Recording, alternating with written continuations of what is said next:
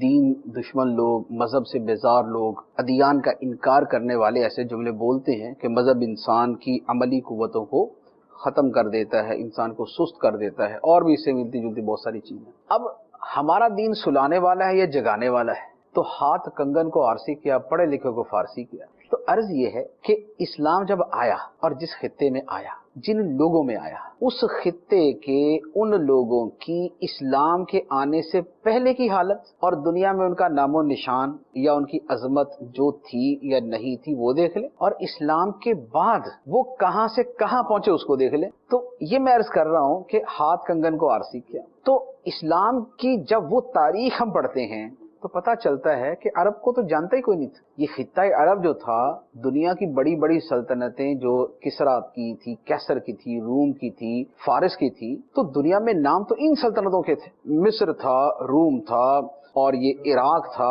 یونان تھا، یہ دنیا کے اندر نام جو تھے اس وقت تو ان کے تھے۔ عرب کا یہ خطہ مکہ مکرمہ کچھ مذہبی لوگوں کو پتا تھا، یا مکے کے تاجر جو بیچارے گھروں سے جاتے تھے اور شام وغیرہ میں کاروبار کرتے تھے ان کو پتا تھا کہ ادھر ایک شہر ہے چھوٹا سا جس کا نام مکہ ہے، 10-12 ہزار کی آبادی ہے اس کی۔ اچھا جی وہاں کوئی بادشاہ ہے اس خطے کا؟ نہیں جی بادشاہ کوئی نہیں۔ کوئی جو وزیر ہی ہے؟ نہیں جی وزیر بھی کوئی نہیں ہے۔ اچھا وہاں کوئی قانون ہے؟ نہیں جی قانون بھی نہیں۔ وہاں کوئی منظم فوج ہے؟ نہیں فوج بھی نہیں۔ وہاں کی کوئی بڑی مشہور چیز ہے؟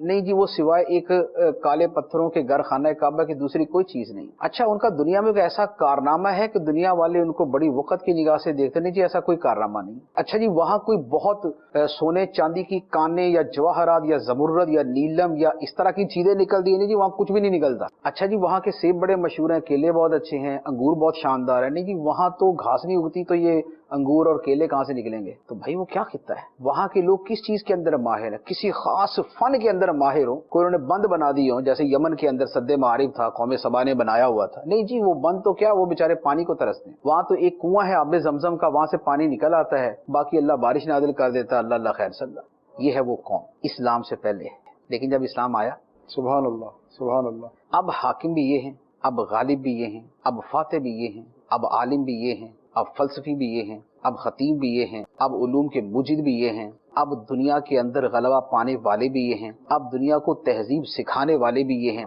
اب بڑی بڑی سلطنتوں کو پلٹنے والے بھی یہ ہیں، اب دنیا کو علوم سے روشناس کرانے والے بھی یہ ہیں۔ جن علوم کو لوگوں نے کبھی سنا نہیں تھا انہوں نے صرف سیکھے نہیں بلکہ ایجاد کر کے لوگوں کے ہاتھ میں دے دیے کہ جب خبر چلتی ہے تو کیسے چلائی جاتی ہے، سندوں کا سلسلہ کیا ہوتا ہے، کسی ایک اتنی سی کتاب سے علوم کے دریا کیسے نکالے جاتے ہیں، کس طرح ان کو آپس کے اندر مینج کیا جاتا ہے، منظم کیا جاتا ہے، کس انداز کے اندر ایک نظام حکومت بنایا جاتا ہے، کس طرح اس نظام حکومت کی ایک ایک شے کو اتنے کھلے واضح تفصیلی انداز میں بیان کر دیا جاتا ہے کہ ارسطو کے پچھلے والے بھی اس طرح بیان نہیں کر پائے۔ یہ ہے اسلام کے آنے کے بعد، مدرسے بن گئے، علماء پیدا ہو گئے، مسجدیں آباد ہیں، وہ جناب گھر گھر کے اندر علم کے دریا بہ رہے ہیں، ایسا علم، ایسا حافظہ، ایسی ذہانت، ایسی شاعری، ایسے کمالات، ایسا زہد، ایسا تقوی، ایسے اخلاقیات کہ جن کا نام و نشانی ہے۔ بہادروں نے بہادری کے وہ نشان چھوڑے کہ آج تک دنیا ان کی مثل پیش کرنے سے قاصر ہے۔ کہاں خالد بن ولید رضی اللہ تعالیٰ عنہ، کہاں حضرت عبیدہ بن الجراح، کہاں حضرت عمر بن العاص، کہاں محمد بن قاسم، کہاں جناب طارق، اور کہاں موسیٰ بن نصیر، اور کہاں جناب وہ قتیبہ، اور کہاں حضرت عمر، اور کہاں جو ہے وہ دیگر بڑے بڑے سیدنا امیر معاویہ رضی اللہ تعالیٰ، کہاں بحری بیڑے بنانے والے، بحری بیڑے بھیجنے والے، بحری بیڑے ایجاد کرنے والے، دنیا کی بڑی بڑی سلطنتوں کو جھکا دینے والے اور ان سے الٹا ان سے ٹیکس لینے والے۔ تو بتائیے کہ اسلام نے تو یہ کیا تھا۔ یہ ہے اسلام دین ہے، یہ اسلام مذہب ہے۔ مطلق دین مذہب کی بات نہیں کر رہا میں، صرف اسلام کا کہہ رہا ہوں کہ اسلام سلانے والا ہے یا جگانے والا ہے، اسلام بٹھانے والا ہے یا اٹھانے والا ہے۔